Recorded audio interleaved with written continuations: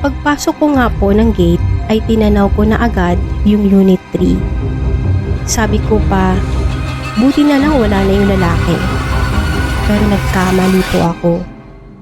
Nung nasa bandang gitna na ako, naglalakad papunta sa bahay, sa harap mismo ng Unit 3, bigla po ay may isang maitim na anino sa kabilang side na humakbang papalapit sa akin. Laking gulat ko po na nakatayo ito sa kanan ko.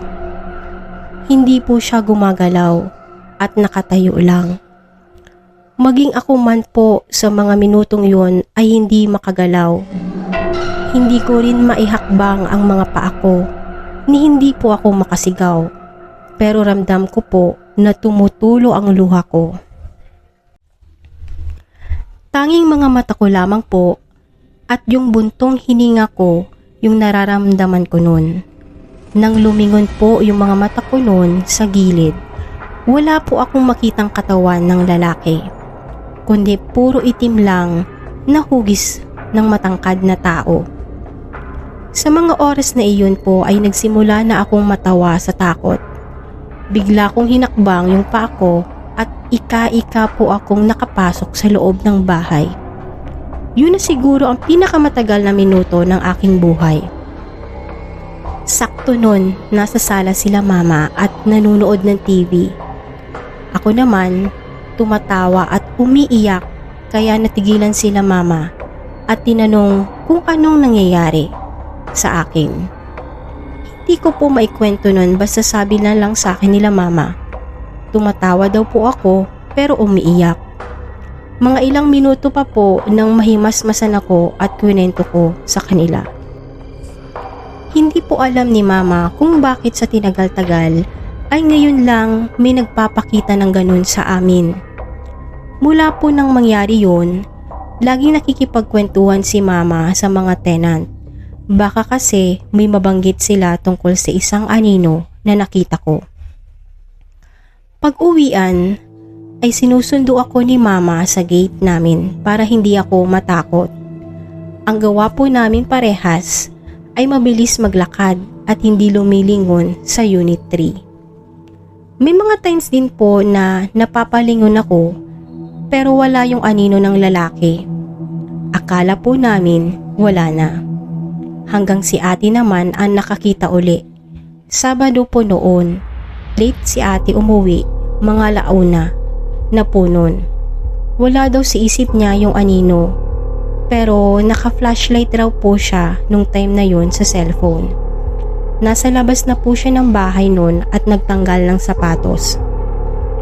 Laking gulat daw po niya paglagay niya ng sapatos sa lagayan ay may malaking anino na nakatayo sa harap niya. Sigaw po ng sigaw si ate. Wala pong nagising nung time na nun sa amin. Buti daw po nun, kakapasok lang ng gate yung isa po naming tenant na tricycle driver. Siya po yung lumapit kay ate at kumatok sa bahay kaya nagising sila mama.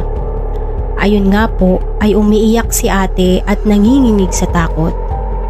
Ang sabi po ng tenant naming kila mama, may nakita rin daw po siyang anino ng lalaki nitong linggo, nakatayo sa harap ng Unit 3. Hindi lang binabanggit kila mama. Marami na po nakaalam nun sa amin. Alam nyo naman po, pasa-pasa ang balita. Kinuwento ng tenant namin sa asawa niya at malamang yun din ang nagkwento sa kabilang unit. Pinalagyan po ni Papa ng ilaw sa daan, kalaunan.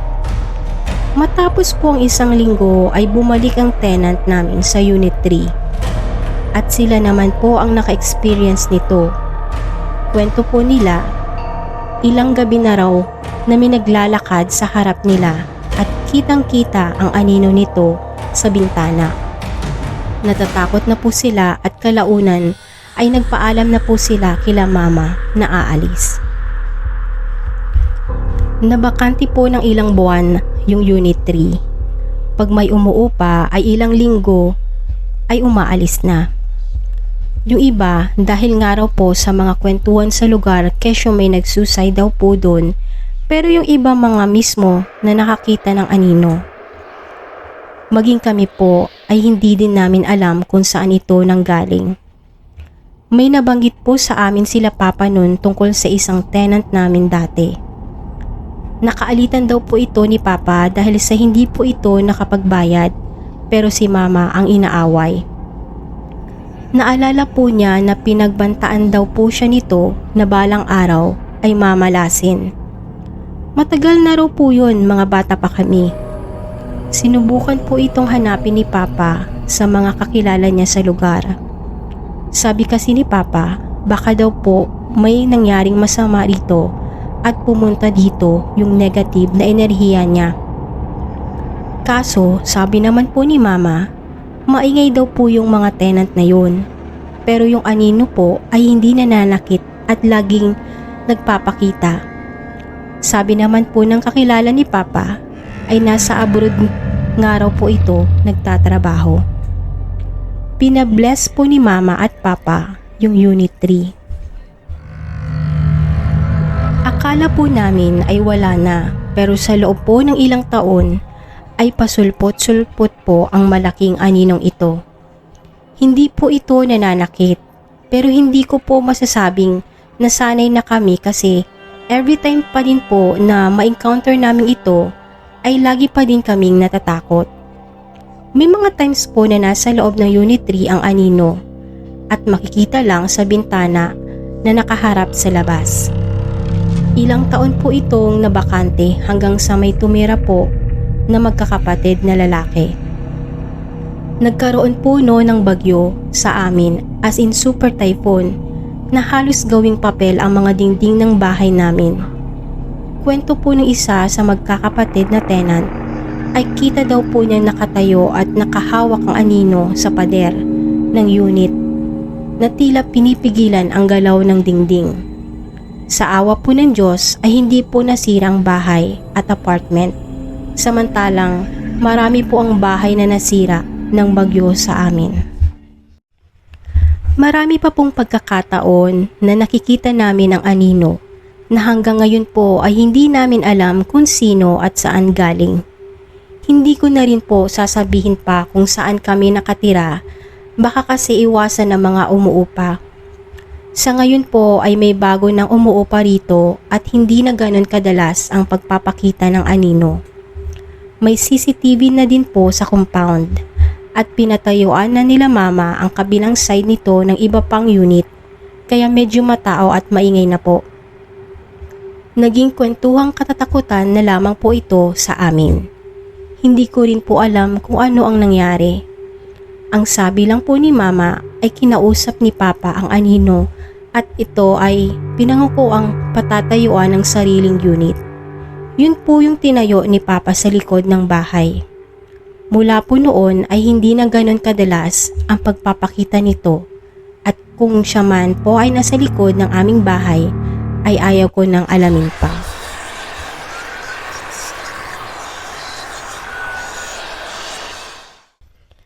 Hi, ako po si Mara. May scary experience ka ba? Tara, i-share na yan sa Graveyard Station. Ang mapipiling ma-feature sa ating channel ay makakatanggap ng free merchandise mula sa aming team.